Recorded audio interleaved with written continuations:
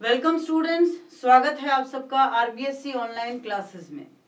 Class 12th के जितने भी बच्चे हैं, क्लास 12th के लिए ये जो चैप्टर हम पढ़ रहे हैं ना, ये सारे इंटरकनेक्टेड है।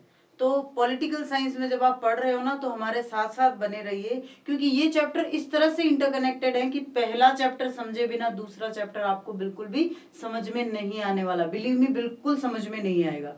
क्यों? क्योंकि ये सारे जो घटनाएं दी हुई है, देखिए जैसे इंडिया आफ्टर इंडिपेंडेंस में सबसे पहला चैप्टर है वो इंडिपेंडेंस के जस्ट बाद जो चैलेंजेस आए वो हैं।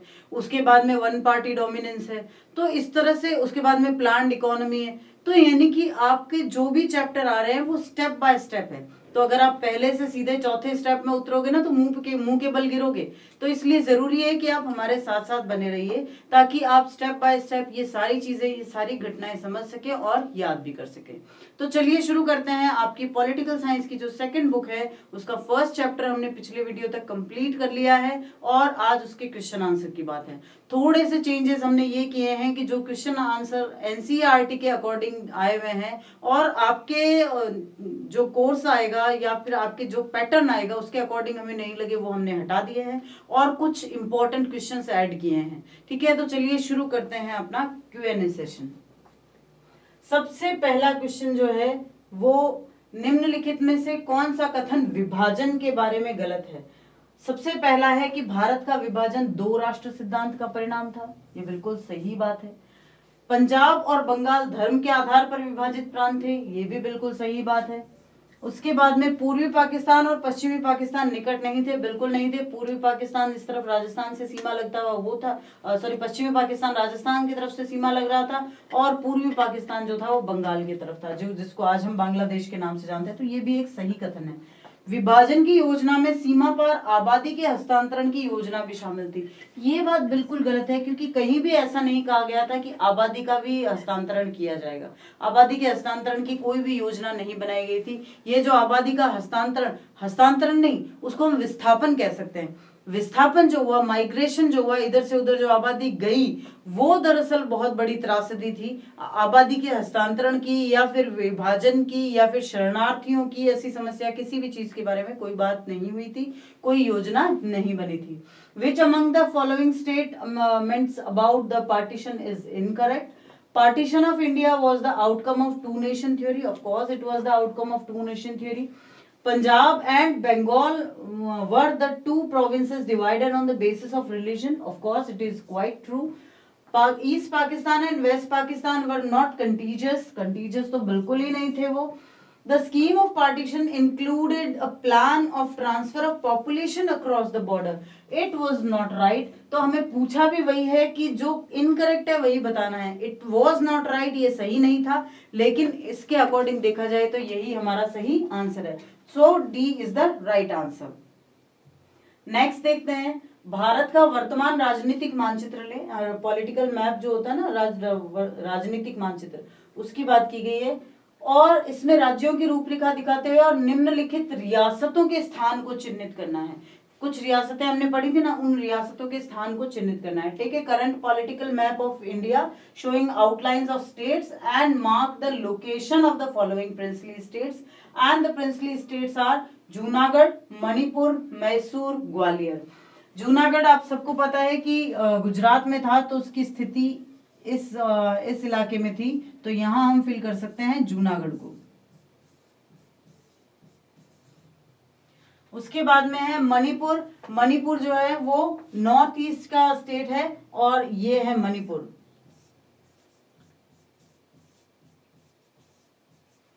उसके बाद में पूछा गया है मैसूर। मैसूर जो है वो साउथ का प्रिंसली स्टेट था और कर्नाटका में उसकी स्थिति मानी जा सकती है। तो कर्नाटका के जो निचले हिस्से थे उनको हम इसमें कंटेन कर सकते हैं और ये है Mysore.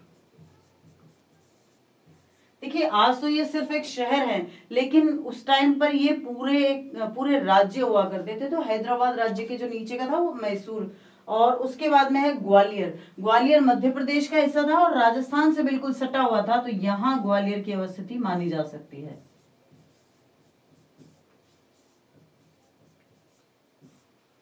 So these are the places of these four states, these four princely states जिनके बारे में पूछा गया। अगर ऐसा क्वेश्चन आता है तो ऑब्वियसली एक प्लेस आपके लिए 1 मार्क सिक्योर करेगा, तो ये आपको ध्यान में रखने जरूरी है। नेक्स्ट क्वेश्चन देखते हैं। यहां 2 राय दी गई है, 2 तरह के स्टेटमेंट्स दिए गए हैं। Here are 2 opinions. विस्मय ये कहता है कि भारतीय राज्य के साथ विलय रियासतों के लोगों के लिए लोकतंत्र का विस्तार था। ऑफ कोर्स लोकतंत्र का विस्तार हुआ था जब भारतीय राज्य के साथ विलय कर दिया गया। इससे पहले वहां पर क्या था, मोनार्कियल सिस्टम था, बिल्कुल राजशाही थी। इंद्रप्रीत कहता है कि मुझे इतना यकीन नहीं है, बल प्रयोग किया जा रहा था और लोकतंत्र आम सहमति बनाने से आता है। तो ये दोनों बिल्कुल ही अलग अलग धारणाएं हैं। Where Bismay is saying the merger with the Indian state was an extension of democracy to the people of the princely state, and where Indrapreet says, I am not so sure, there was force being used, democracy comes by creating consensus. तो इन रियासतों के विलय और इन भागों के लोगों की प्रतिक्रिया के आलोक में आपकी राय क्या है? What is your opinion in the light of accession of princely states and the response of the people of these parts? इनके अगर कहा जाए तो क्या कहा जाएगा? तो हम ये कह सकते हैं कि रियासतों का विलय और भारतीय संघ में विलय पूरे देश में लोकतंत्र का विस्तार करने के लिए था। क्योंकि हमने जब चैलेंजेस पढ़े थे शुरू में, तो जब इंटीग्रेशन के बाद दूसरा चैलेंज हमने देखा था ना, तो इंटीग्रेशन के बाद दूसरा चैलेंज ही डेमोक्रेसी था हमारे लिए। क्योंकि देश में लोकतंत्र का विस्तार करने के लिए था, क्योंकि रियासतों ने कभी भी अपने राजनीतिक अधिकारों का आनंद नहीं लिया। भारत सरकार, केंद्र सरकार ने कुछ हद तक लोकतंत्र का विस्तार करने के लिए बल प्रयोग जरूर किया था, लेकिन वो देश में एक समान आधार पर होना अनिवार्य था। बिना लाठी भांजे तो भेड़ें भी लाइन से नहीं चलती। तो 17 करोड़ जो 30 करोड़ भारतीय थे, जिनमें 17 करोड़ सिर्फ मतदाता थे, उनको अगर एक रास्ते ले जाना था तो कहीं ना कहीं थोड़ा बहुत बल प्रयोग करना ही पड़ा। Accession of princely states and merger with Indian Union was to expand democracy all over the country, because princely states never enjoyed their political rights. Indian government, central government used force to extend democracy in some extent, as this was mandatory to have a uniform base in the country. तो कहीं ना कहीं थोड़ा बहुत बल प्रयोग करना पड़ा, जैसे हमने हैदराबाद पढ़ा, जैसे हमने जूनागढ़ पढ़ा। तो इस प्रकार कहीं ना कहीं वो बल प्रयोग जरूरी था, लेकिन फिर भी ऐसा नहीं है कि सबको जबरदस्ती भारतीय संघ में शामिल किया गया, ऐसा कहीं नहीं हुआ था। नेक्स्ट क्वेश्चन देखते हैं। नेक्स्ट क्वेश्चन है, अगस्त 1947 में अलग अलग दिए गए बयानों को पढ़िए। देखिए कई सारे जब कोई देश में बड़ी घटना होती है तो अलग अलग स्टेटमेंट्स आते हैं। आज अपने सिर पर कांटों का ताज पहना है, सत्ता का आसन गंदी चीज है, आपको उस पर सदा जागते रहना है, उसके लिए आपको अधिक विनम्र और सहनशील बनना है। अब आपकी परीक्षा का कोई अंत नहीं होगा। और ये महात्मा गांधी ने कहा था, ये स्टेटमेंट महात्मा गांधी ने दिया था उस समय। और फिर जवाहरलाल नेहरू ने क्या कहा था, भारत स्वतंत्रता के जीवन के लिए जाग जाएगा, हम पुराने से नए की ओर बढ़ते हैं, हम समाप्त करते हैं, आज दुर्भाग्य का दौर है और भारत दुख को फिर से खोज रहा है। यानी कि फिर से वहीं पर हम आके खड़े हो गए हैं, तकलीफ वाली उस स्थिति में। आज हम जिस उपलब्धि का जश्न मना रहे हैं वो केवल एक कदम है, यानी अवसर की शुरुआत है। सो M.K. Gandhi, Mahatma Gandhi said, today you have worn your heads a crown of thrones. The seats of power is a nasty thing. You have to remain ever wakeful on this seat. You have to be more humble and more forbearing. Now there will be no end of your being tested.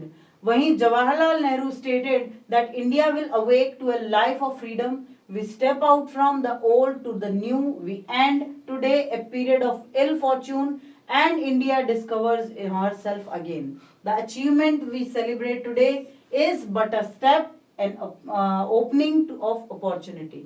सो अब करना क्या है, इन दोनों बयानों से बहने वाले राष्ट्र निर्माण के एजेंडे की व्याख्या करनी है और आपको कौन सा ज्यादा अट्रैक्टिव लगा और क्यों।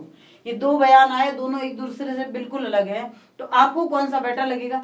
देखिए जब हम शब्दों की तरफ जाते हैं ना, तो हमें जवाहरलाल नेहरू वाला बयान बिल्कुल अच्छा लगता है कि अरे अब हमें आजादी मिल गई, अब हम एक स्टेप अपने जो है भाग्य की तरफ बढ़ाएंगे, हमें एक ऐसा अवसर मिला है कि अब हम विकास की तरफ जाएंगे। तो ये शब्दों को देखे तो वो बहुत अच्छा लगता है। So spell out the agenda of nation building that flows from these 2 statements. Which one appeals more to you and why. तो देखिए इसका उत्तर ये हो सकता है, क्योंकि जैसा मैंने आपको पहले के भी कुछ आंसर्स में बताया था कि being a student of political science आपको किसी भी बयान को नकारना नहीं होता है, आप किसी भी बयान की निंदा नहीं कर सकते। आप ये कर सकते हो कि डिप्लोमेटिक आंसर दो ताकि किसी को गलत ना लगे, ठीक है। तो ये दो कथन क्या है, धर्मनिरपेक्षता और लोकतंत्र और संप्रभुता और स्वतंत्रता के एजेंडे पर केंद्रित है। यह उस पथ पर केंद्रित है जो हमारे देश के वास्तविक विकास और समृद्धि की ओर ले जाएगा, ये दोनों ही कथन। लेकिन पहला कथन मुझे दूसरे से अधिक आकर्षित करता है, क्योंकि ये देशवासियों को जागृत, सतर्क और सचेत रहने का आह्वान करता है, और ये हमारे संघर्ष का अंत नहीं है बल्कि राष्ट्र निर्माण का समय अब शुरू होता है, और ये हमें अब बताया गया है, ठीक है ना। These two statements focus on the agenda of secularism, democracy, sovereignty and freedom. It focuses on the path which will lead the real development and the prosperity of our country. The first statement appeals to me more than the second one because it invokes the countrymen to remain awakened, alert and conscious, as it is not the end of our struggle but the time to build the nation initiates now. तो ये समय अब शुरू होता है, इसलिए महात्मा गांधी का कथन हमें ज्यादा जो है रेलेवेंट लगता है, ज्यादा सही लगता है। नेक्स्ट क्वेश्चन है कि नेहरू द्वारा भारत को धर्मनिरपेक्ष करने के लिए किन कारणों का इस्तेमाल किया गया। क्या आपको लगता है कि ये कारण केवल नैतिक और भावुक थे या उनमें कुछ विवेकपूर्ण कारण भी थे? What are the reasons being used by Nehru for keeping India secular? Do you think these reasons were only ethical and sentimental, or were there some prudential reasons as well? क्या ऐसा था?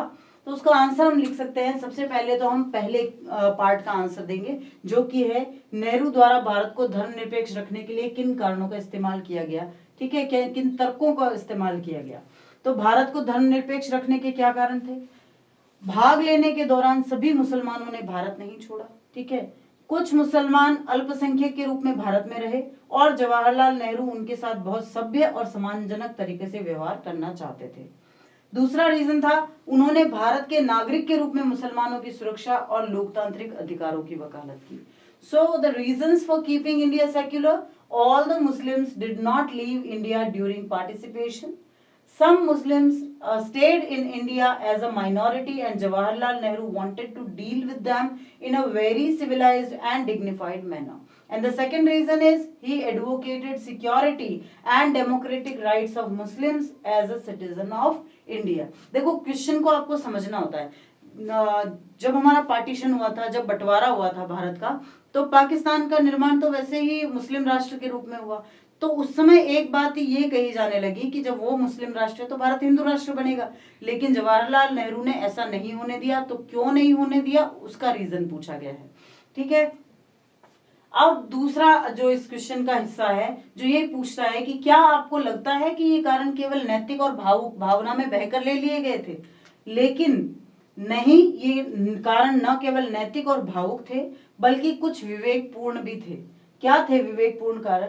भारत की धर्मनिरपेक्ष प्रकृति ने अपने दीर्घकालिक लक्ष्यों और सिद्धांतों को पोषित किया। हम शुरू से ही सेक्युलर हैं। भारत ऐसा नहीं है कि 1947 के बाद सेक्युलर हो गया है, हम शुरू से ही सेक्युलर है। We always adopted all the religions, all the sects, all the ideologies. तो भारत कहीं से भी अपनी प्रकृति से कम्युनल नहीं है, भारत कहीं से भी सांप्रदायिक नहीं है, हमेशा से जो है सेक्युलर बना हुआ, हमेशा से धर्मनिरपेक्ष है। जैसे समाजवाद, समानता, स्वतंत्रता और बंधुत्व। और दूसरा, धर्मनिरपेक्षता किसी एक धर्म को दूसरे धर्म का पालन करने वालों से श्रेष्ठ और हीन बनने से रोकती है, इसलिए ये सभी नागरिकों को धार्मिक संबद्धता के बावजूद समान मानती है। So no, these reasons were not only ethical and sentimental, but there were some prudential reasons also. India's secular nature cherished its long-term goals and principles. भाई हमारे जो लंबे समय के लिए जो लक्ष्य थे वो क्या थे? वो यही तो थे, सोशलिज्म को अपनाना, इक्वालिटी को अपनाना और फ्रेटर्निटी को अपनाना। तो वो तो हम तभी प्राप्त कर सकते थे जब हम सेक्युलर हो जाएं। So the next is secularism stops any single faith to become superior and inferior to those who practiced another religion. Hence it considers all citizens equal irrespective of religious affiliation. ठीक है, so this can be the answer. Answer हमें देना है बिल्कुल अच्छे से और बिल्कुल जिसको हम कहते हैं कि डिप्लोमेट होकर, ठीक है ना, तो उससे कोई हीन भी अपने आप को महसूस नहीं करे और कोई अपने आप को बड़ा भी महसूस नहीं करे, तो वैसा आंसर हमें अपने कॉपी में लिखना होता है। नेक्स्ट क्वेश्चन है, स्वतंत्रता के समय देश के पूर्वी और पश्चिमी क्षेत्रों के लिए राष्ट्र निर्माण की चुनौती के बीच दो प्रमुख अंतरों को उजागर कीजिए। क्या क्या चुनौतियां थी और खास करके अलग अलग कौन सी थी? जैसे उत्तर पूर्वी बंगाल और पश्चिमी पंजाब क्षेत्रों के बीच दो प्रमुख अंतरों को संक्षेप में निम्न बताया जा सकता है। ये क्षेत्र शामिल होने वाले मुस्लिम बहुल प्रांत थे, इसलिए यह निर्णय लिया गया कि नए देश पाकिस्तान में दो क्षेत्र शामिल होंगे, यानी कि पश्चिमी और पूर्वी पाकिस्तान। और दूसरा, सीमा के दोनों ओर अल्पसंख्यकों की समस्या थी। उस तरफ हिंदू अल्पसंख्यक थे, इस तरफ मुस्लिम अल्पसंख्यक थे। तो पाकिस्तान के इलाकों में लाखों हिंदू और सिख, पंजाब और बंगाल के भारतीय हिस्से में मुसलमानों ने अपने घरों को छोड़ने के अलावा और कोई विकल्प उनके पास नहीं बचा, उनके पास और कोई अल्टरनेटिव बचा ही नहीं। Bring out two major differences between the challenges of nation building for eastern and western region of the country at the time of independence. So the answer can be the two major differences between eastern means Bengal and western means Punjab region can be summed up as follows. These regions were the Muslim majority provinces to be joined. Hence, it was decided that the new country Pakistan will comprise two territories, i.e. West and East Pakistan. And secondly, there were a problem of minorities on both sides of border, east and west. Lakhs of Hindus and Sikhs in areas of Pakistan and Muslims on the India side of Punjab and Bengal found themselves trapped with no option except to leave their homes. Okay, then 8th question, 8वां question कहता है, what was the task of the states reorganization commission? What was its most silent recommendation? ठीक है ना, तो question ये कहता है कि राज्य पुनर्गठन आयोग का मुख्य कार्य क्या था और इसकी सबसे प्रमुख सिफारिश कौन सी थी जो मानी भी गई और जो बहुत इंपॉर्टेंट भी थी। तो राज्य की सीमाओं को फिर से बनाने के मामले को देखने के लिए केंद्र सरकार द्वारा 1953 में राज्य पुनर्गठन आयोग की स्थापना की गई थी।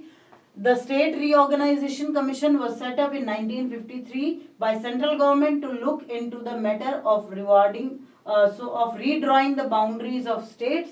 अब आयोग ने क्या डेवलप किया कि भाषाई विविधता को समायोजित करने के लिए राज्यों की सीमाओं को, विभिन्न भाषाओं की सीमाओं को प्रतिबिंबित करना चाहिए।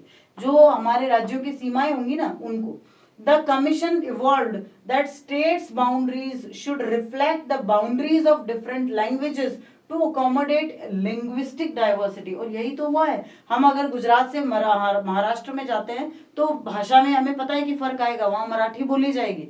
तो ये राज्यों की जो बाउंड्रीज है, जो सीमाएं हैं, वो किस चीज को रिफ्लेक्ट करती हैं? उनकी अलग अलग भाषाओं को। फिर राज्य पुनर्गठन अधिनियम 1956 में पारित किया गया, जिसके परिणाम स्वरूप 14 राज्यों और 6 केंद्र शासित प्रदेशों का निर्माण हुआ। The State Reorganization Act was passed in 1956, which resulted the creation of 14 states and 6 union territories.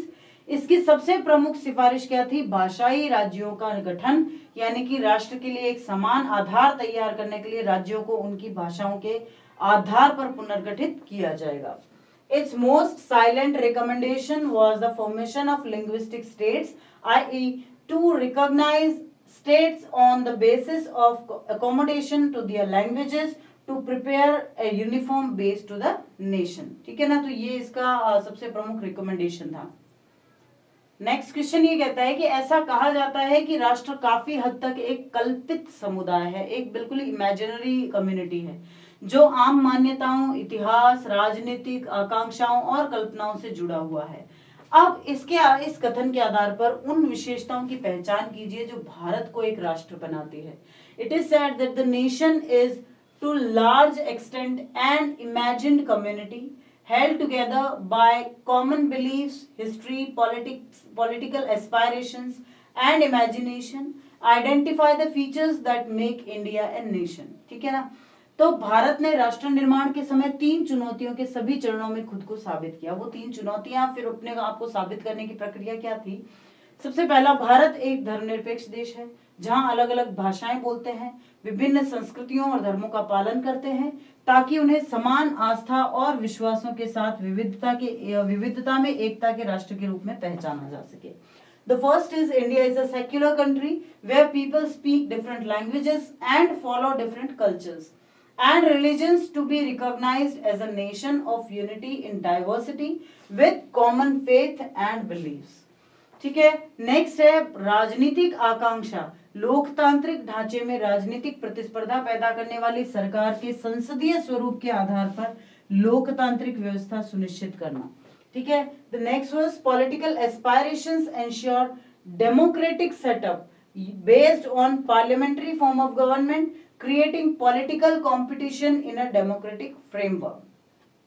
और तीसरा है, भारत की कल्पनाओं ने सामाजिक रूप से वंचित समूहों और धर्मों के साथ साथ सांस्कृतिक समुदायों के लिए समानता और विशेष सुरक्षा के सिद्धांत पर एक कल्याणकारी राज्य की स्थापना की थी। India's imagination established a welfare state on the principle of equality and special protections to socially disadvantaged group and religions as well as the cultural communities। तो ये सारे वो क्वेश्चंस हैं जो एनसीईआरटी बुक में आपके अकॉर्डिंग दिए गए हैं। कुछ छोटे क्वेश्चन जो इक्वली इंपॉर्टेंट है वो भी हम आपके लिए लेके आए हैं, आप उनको भी नोट कर लीजिए ताकि आपके लिए थोड़ा इजी हो जाए चैप्टर को समझना, क्योंकि कई बार बीच में से क्वेश्चन आते हैं और जैसे कि इस बार ऑब्जेक्टिव टाइप क्वेश्चंस और छोटे क्वेश्चंस बहुत इंपॉर्टेंट है, इसलिए ये क्वेश्चंस भी आप एक बार देख लीजिए। फर्स्ट क्वेश्चन इज, उस नेता का नाम बताइए जिसने भारतीय संघ में शामिल होने के लिए रियासतों के शासकों के साथ बातचीत करने में सबसे ऐतिहासिक सबसे महत्वपूर्ण भूमिका निभाई।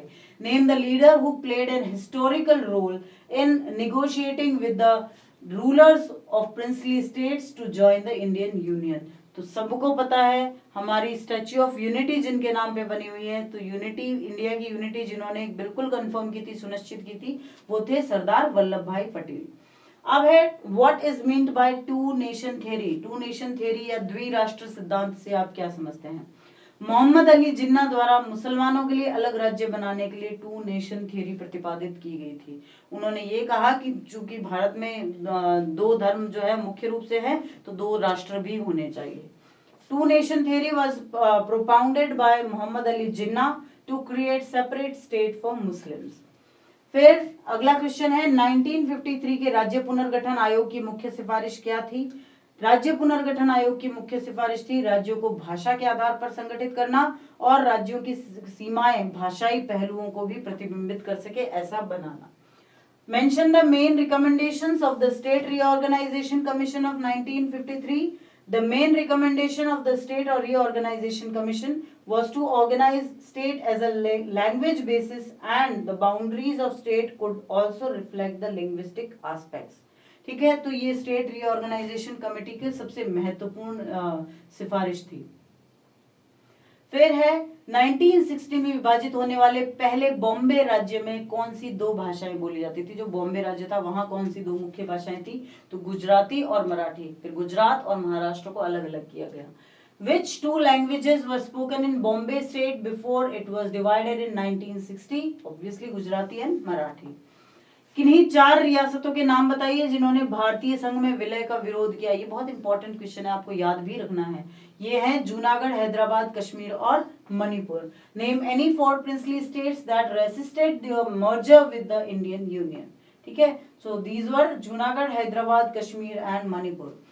भारत की स्वतंत्रता के समय उसमें कितनी रियासतें थी? तो 565 रियासतें। How many princely states consisted at the time of independence of India? So 565 princely states were there.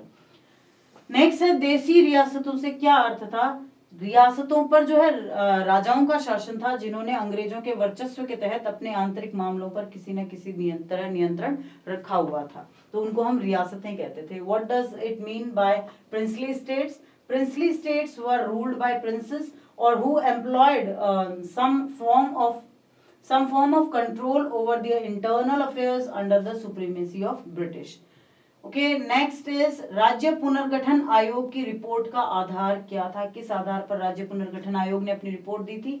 राज्य पुनर्गठन आयोग की रिपोर्ट भाषाई पहलुओं को प्रतिबिंबित करने के लिए भाषा के आधार पर राज्यों की सीमाओं के वितरण पर आधारित थी।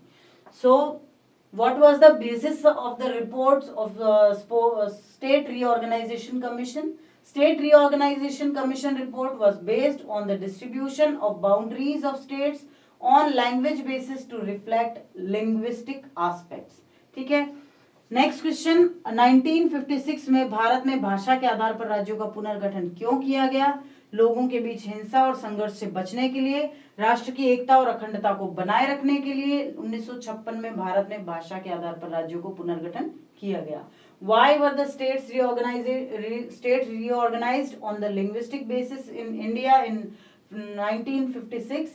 States were organized on linguistic basis in India in 1956 to maintain unity and integrity to the nation, to avoid violence and conflicts among the people.